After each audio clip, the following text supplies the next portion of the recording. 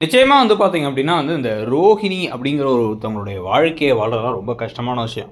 தன்னுடைய வாழ்க்கைக்கு புதுசா ஒரு சாப்டர ஓப்பன் பண்றதுக்காக, புதுசா வந்து ஒரு வாழ்க்கைய வந்து நம்ம ஆரம்பிப்போம். இதுக்கப்புறம் இதுவரைக்கும் நம்ம வாழ்ந்த வாழ்க்கைலாம் போதும் அப்படின்னு சொல்லிட்டு பல பொய்கள சொல்லி தான் வந்து இந்த மொத்த ஒரு அ பு கதையே ஆரம்பிக்குது. இதில வந்து பார்த்தீங்க அப்படின்னா, இப்ப ஒரு வீடு வாங்க போறோம். 3,00,00,000க்கு ஒண்ணுமே இல்லாத இடத்துல இருந்து வந்து 3,00,00,000க்கு வீடு வாங்க போறவங்க தான் சந்தோஷமா இருக்கு. ஆனா, அத எப்படி வாங்குறதுங்கிறதுக்கு கொஞ்சம் கூட வந்து கூச்சமே இல்லாம போய் ரவி, ஸ்ருதி கிட்டக்க ரவியுடைய மாமனார்ட்ட போய் கேட்க சொல்றாங்க.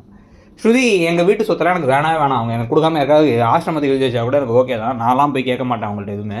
அப்படின்னோனே, "ஏன் உனக்காக கேட்க மாட்டியா? உன் ஹோட்டல் ஆரம்பிக்கணும்னா?" அப்படின்னு வந்து மனோஜ் ரவிய பார்த்து கேட்க, அவங்க பிளாங்க் செக் குடுத்தாங்க. நான் வேணான்னு திருப்பி குடுத்தேன் அப்படின்னா, "நான் வளர்றது பிடிக்காம வேணும்னே பண்றீங்க நீயும் முத்துவும்" அப்படின்னு கத்திட்டே போறாரு. அது கூடவே ரோகிணியும் ஒத்துவுதுறாங்க.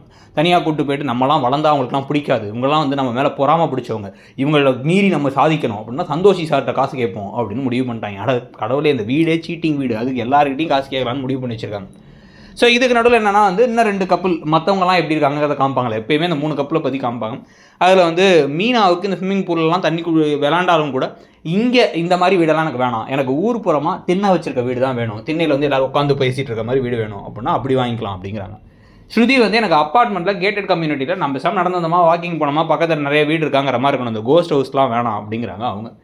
எல்லாத்துக்கும் நடுவுல இப்ப முத்துவுக்கு அந்த ஜீவா கால் பண்ணிட்டாங்க கனடாவிலேருந்து வரதுக்கு. இதுக்கும் முன்னாடி இப்ப ரோகிணிக்கு திடீர்னு ரோகிணிய எழுப்பி விஜயா வந்து, "நீ வித்யா கிட்ட தானே பேசின, உன் மாமா கிட்ட பேசல ஃப்ராடுங்கிறாங்க." பார்த்தா அது கனவுன்னு சொல்லிட்டு முழிக்கிறாங்கன்னு காமிக்கிறாங்க. இதெல்லாம் பத்தி நீங்க என்ன நினைக்கிறீங்க?